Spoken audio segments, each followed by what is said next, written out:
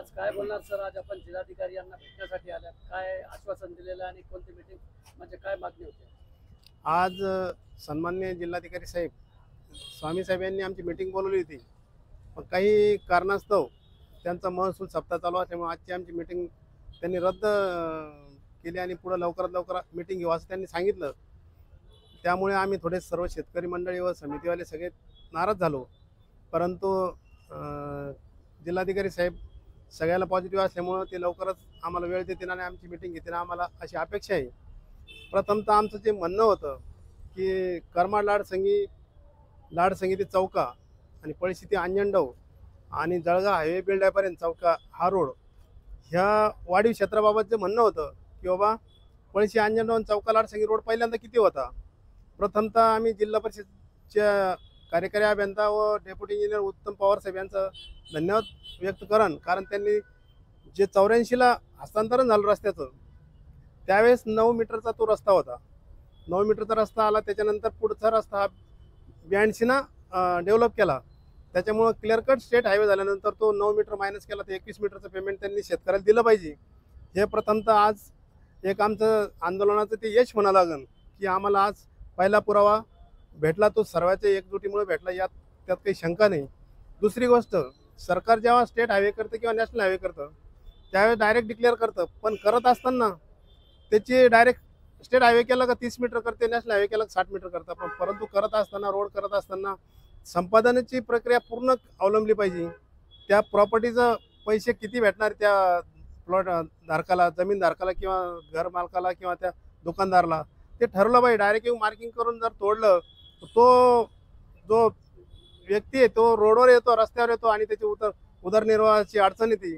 त्याच्यामुळे शासनाचं धोरण हे पूर्णपणे चुकीचं आहे. आणि दुसरी एक माहिती आमची की सन्माननीय कलेक्टर साहेबांनी जी मागच्या मीटिंगमध्ये विषय घेतला होता की चौक्यापासून लाडसंगीला जात असताना रोडला गाव येते, मोरिरा येतं, खामखेडा येतं, डोनवाडा येतं, अंजनडव येतं. अंजनडव आलं का आम्हाला जायला मध्ये पूल लागतो. तो पूल आणि रस्ता म्हणजे 500 मीटर ते 2 किलोमीटरपर्यंत करण्यात यावं असं सूचना सन्माननीय कलेक्टर साहेबांनी दिला होता. तिथून पुढे आम्ही जातो लांबकानाला जात असताना 2 किलोमीटर लांबकाना आहे. ते घाट कटिंग जर केलं तर गुत्तेदाराला फुकट म्हणून भेटन आणि ते घाट कटिंग पण होईल.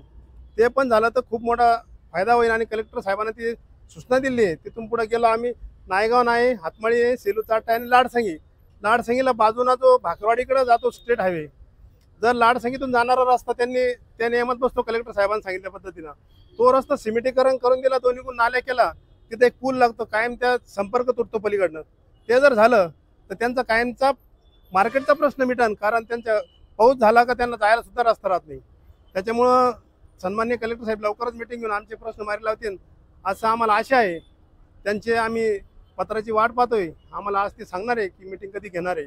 पुढील दिशा आम्ही लवकरच ठरवू. सर आपलं नाव? मी मनोज शेजू, किसान समितीचा मी अध्यक्ष आहे. बाबूराव वाघलावाळे, मुक्काम पोस्ट चौका, तालुका जिल्हा छत्रपती संभाजीनगर. आम्ही चौका गावातील मूळ रहिवासी आहोत आणि आमची ह्या महाराष्ट्र शासनाने जो रुंदीकरण सुरू केलेलं आहे प्राधिकरण अंतर्गत, तर आमच्या मालमत्ता त्यात बाधित होत आहेत. आणि आमची सर्व गावकऱ्यांची इच्छा आहे का बाबा ते तुम्ही राष्ट्रीय महामार्ग केला, जो पहिले राज्य मार्ग होता, आणि याच्या पहिले अगोदर 2 वेळेस आमची जागा घेतलेली आहे, रहिवासी जागा आहे, ती PR कार्ड आहे आमच्याकडे 9 नंबर 8 आहे. आता तुम्ही ज्या नोटिसा दिल्या आम्हाला, त्या नोटिसा कोणत्या आधारावर दिल्या, व आता तुमची जागा शिल्लकच नाही, तुम्ही आमची मूळ घरं पाडू नका, हीच आमची कलेक्टर साहेबांना व सर्व भूसंपदा अधिकाऱ्यांना विनंती करण्यासाठी आज इथं आलो होतो. पण काही कारणास्तव ती मीटिंग रद्द झाली. आम्हाला साहेबांनी सांगितलं पुढे तुम्हाला कळवू, पण तोपर्यंत आमचे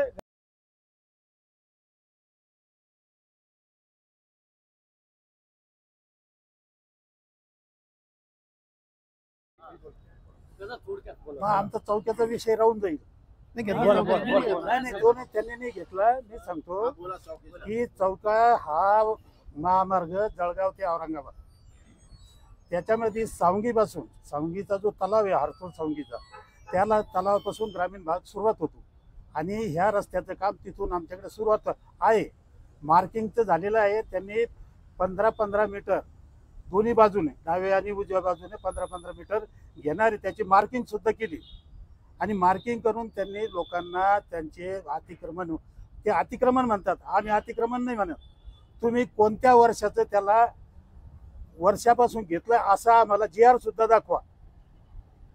आणि GR दाखवल्यानंतर तुम्ही 15-15 मीटर जर शासनानं त्याला मान्यता दिली असेल तर आमचं म्हणणं आहे की 15 मीटरच्या नंतर तुम्ही ROW म्हणता त्याला. त्यांनी ROW लिहून ठेवलं 22 मीटर चौका गावामध्ये. ROW म्हणजे रेस्ट ऑफ वे. हा रेस्ट ऑफ वे जे घेणारे तुम्ही तो 22 त्रिक 66 70 फुटाचा होतो. तो 70 फुटाचा जो भाग घेणारे तुम्ही ROW म्हणून.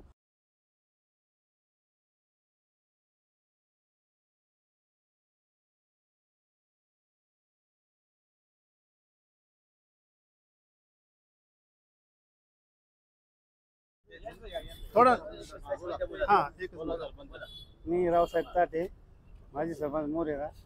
या संपादन प्रक्रियामध्ये आम्ही खूप 3 महिन्यापासून प्रयत्न करत आहे. कलेक्टर साहेबांनी आतापर्यंत 4 मीटिंग लावल्या. त्या 4 मीटिंगमध्ये अधिकाऱ्याचा जिल्हाधिकारी साहेबांना काही मदत झालेली नाही. मागच्या मीटिंगला SDM साहेबांकडे मीटिंग घेतली, त्यावेळेस आम्हाला खूप झिरो केलं.